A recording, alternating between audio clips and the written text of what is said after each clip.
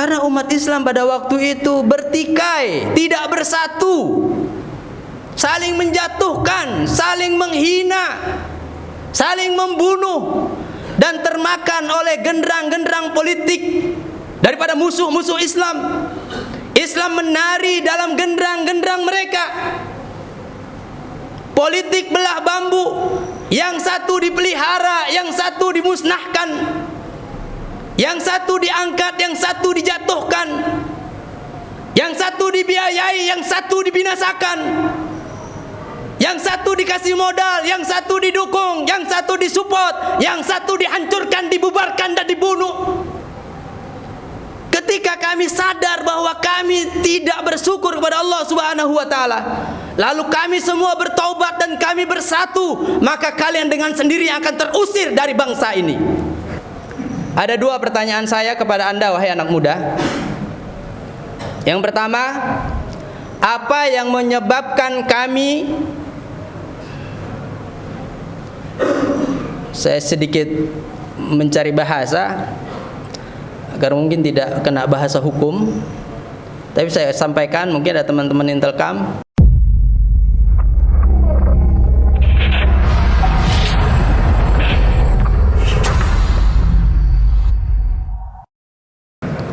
Innal hamdalillah nahmaduhu wa nasta'inuhu wa nastaghfiruhu wa natubu ilaih. Asyhadu an la ilaha illallah, asyhadu anna Muhammadan abduhu wa rasuluh, khatamul anbiya'i wal mursalin wa qaidul firil muhajjalin wa imamul muttaqin, sallallahu alaihi wasallam wa tabarakan ala dzalika nabiyil amin. Amma ba'd.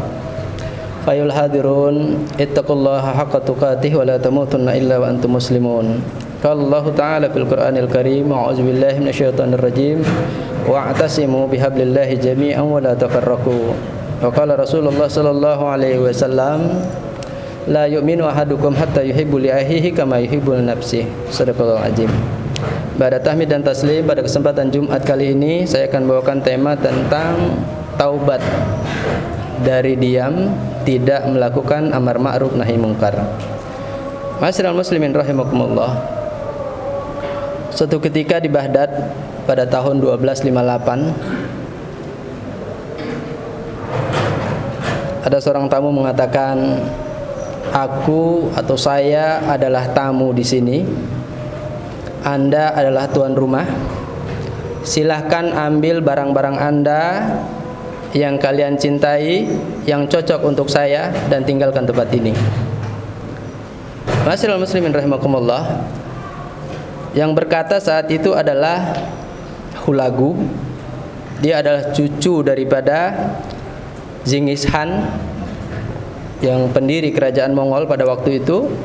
Kemudian anak muda tadi yang disuruh mengambil barang-barangnya dan disuruh pergi dari istananya adalah cucu keturunan dari Khalifah Abbasiyah, dari dinasti Abbasiyah.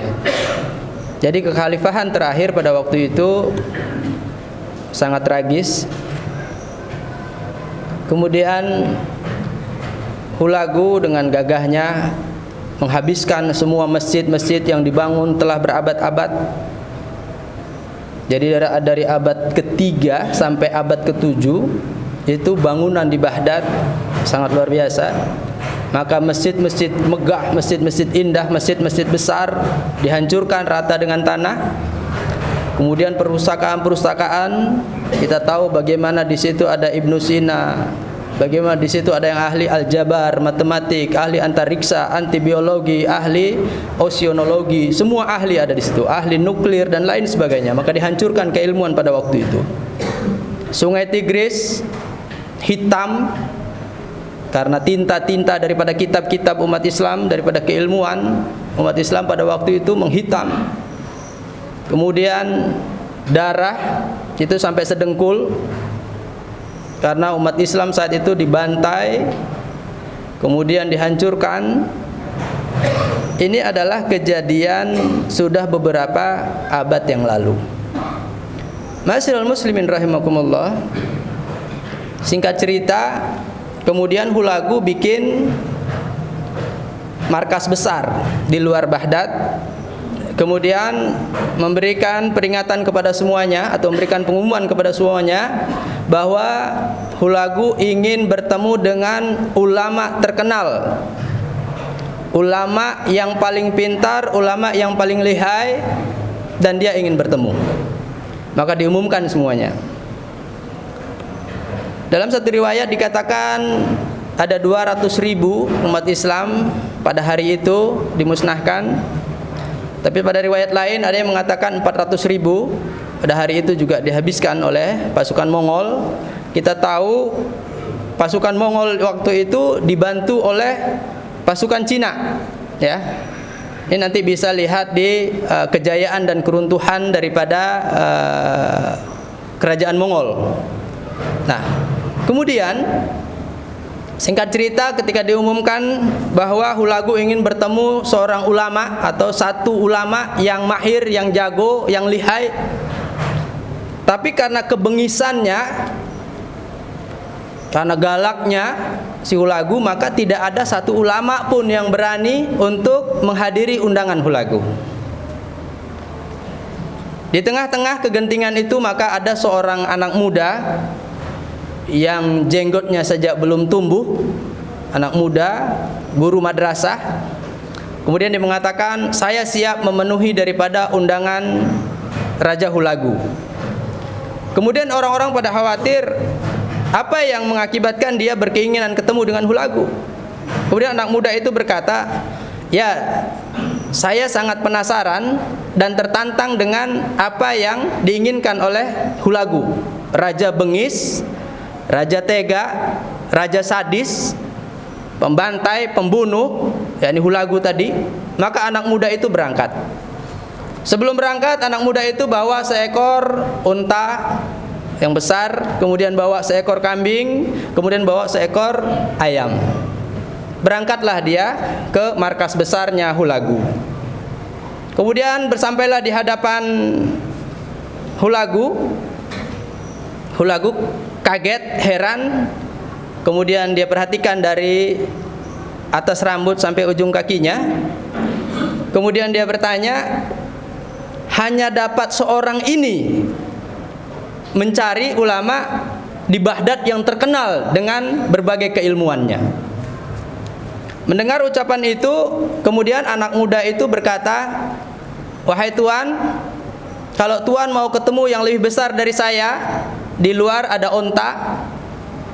Kalau Tuan yang bertemu dengan yang berjenggot, di luar ada kambing. Kemudian kalau Tuan mau bertemu dengan yang bersuara lantang, di luar ada ayam. Tuan bisa mau ketemu di Baghdad ini dengan yang model apa saja.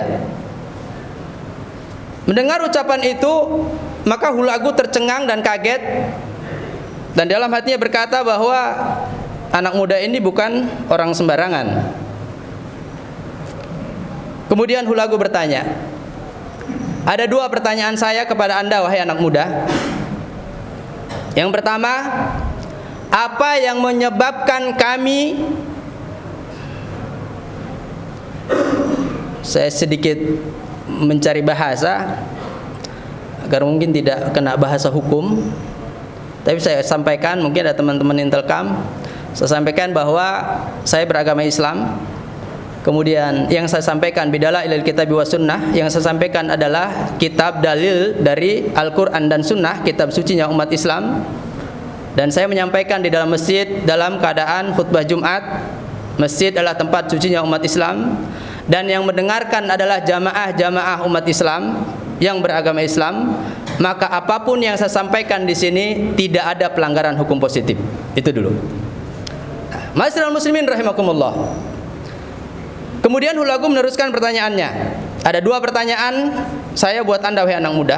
Yang pertama, apa yang menyebabkan kami bersama dengan kekuatan militer kami sampai bisa menduduki istana Anda di sini dan menduduki Baghdad hari ini? Kemudian anak muda itu menjawab, wahai Hulagu, ini adalah kesalahan kami. Kami yang kurang bersyukur atas nikmat Allah Subhanahu wa ta'ala atas bangsa kami.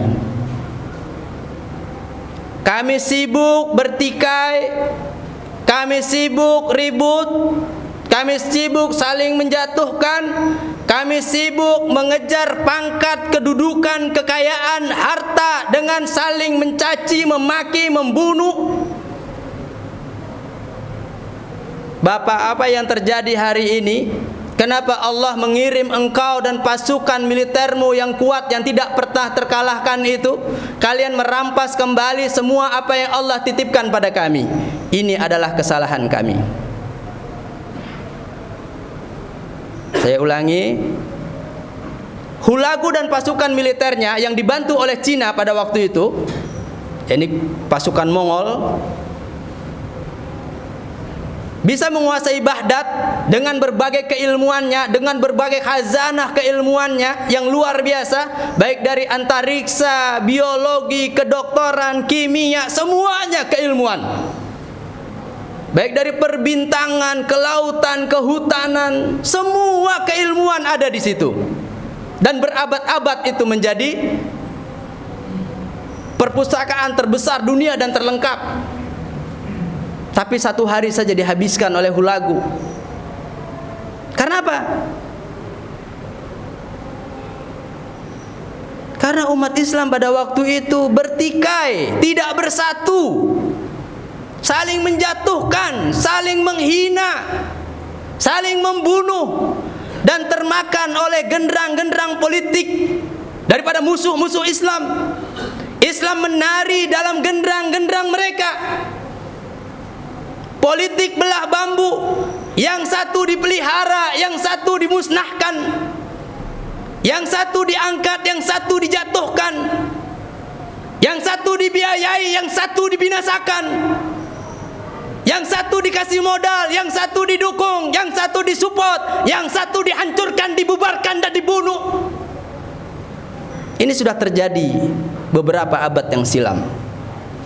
Kemudian pertanyaan yang kedua, Hulagu bertanya kepada anak muda itu, wahai anak muda,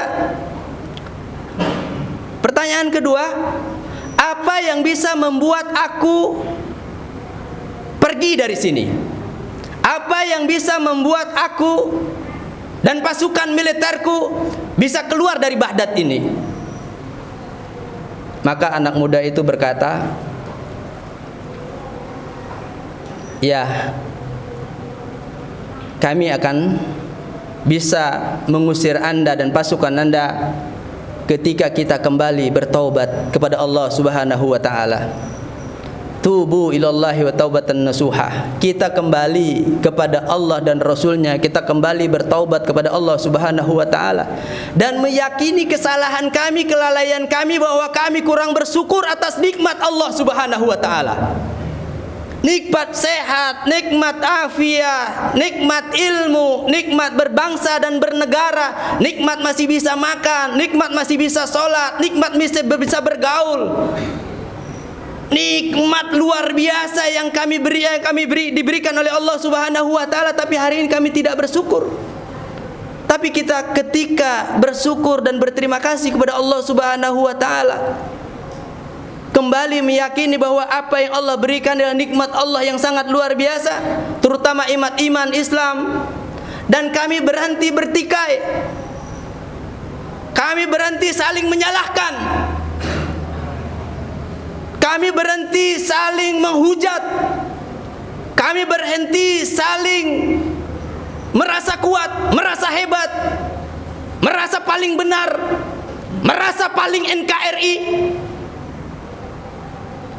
Ketika kami sadar bahwa kami tidak bersyukur kepada Allah Subhanahu wa taala, lalu kami semua bertaubat dan kami bersatu, maka kalian dengan sendiri akan terusir dari bangsa ini. Ma'asyiral muslimin rahimakumullah. Dari dua cerita ini,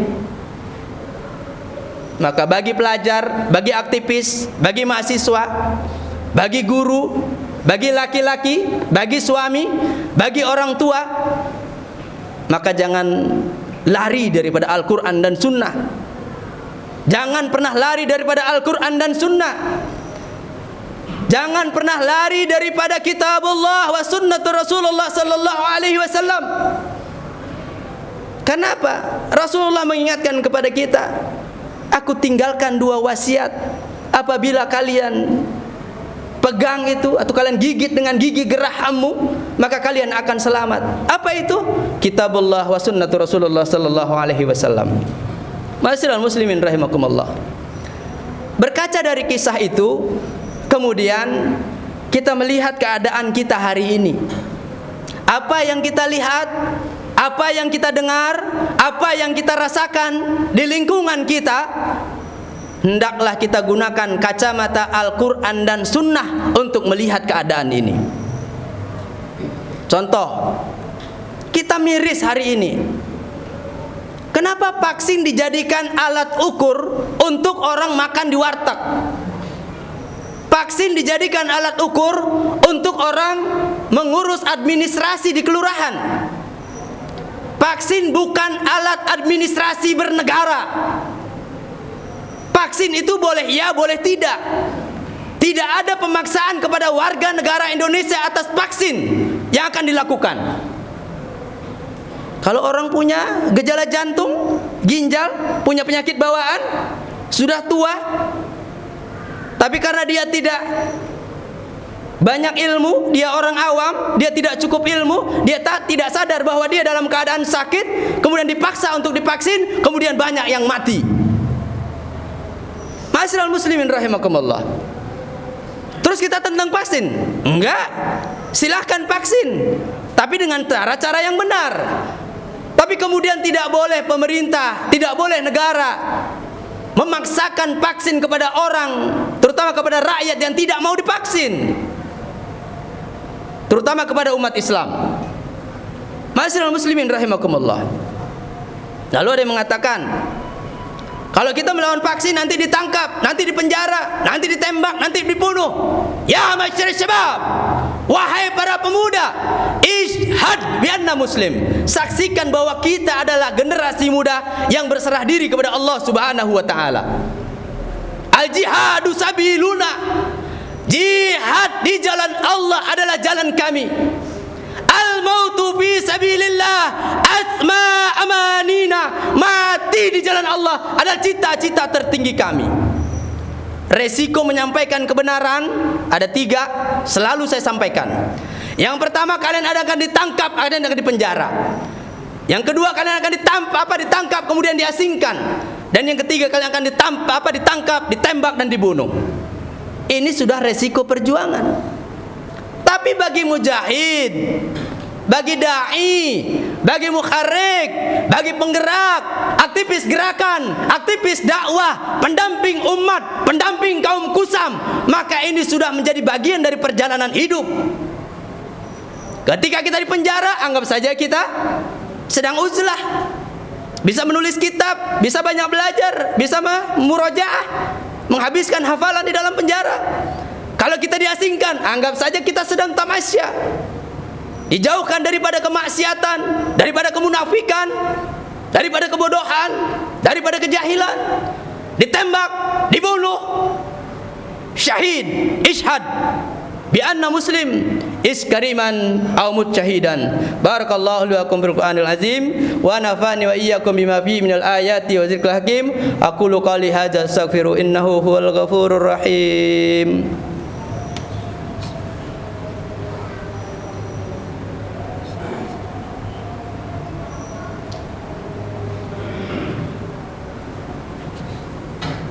Alhamdulillah ala ma wajaba hamdah. Asyhadu an la ilaha illallah, asyhadu anna Muhammadan abduhu wa rasuluh. Khatamul anbiya'i wal mursalin wa qaidul furil muhajjalin wa imamul muttaqin. Sallallahu alaihi wasallam tabarakan ala zalikun nabiyil amin. Amma ba'd. Fayul hadirun ittaqullaha haqqa tuqatih wa la tamutunna illa wa antum muslimun. Qala Allah ta'ala fil Qur'anil Karim, a'udzubillahi minasyaitonir rajim. Bismillahirrahmanirrahim. Innallaha wa malaikatahu yusholluna 'alan nabi. Ya ayyuhalladzina amanu sallu 'alaihi wa sallimu taslima.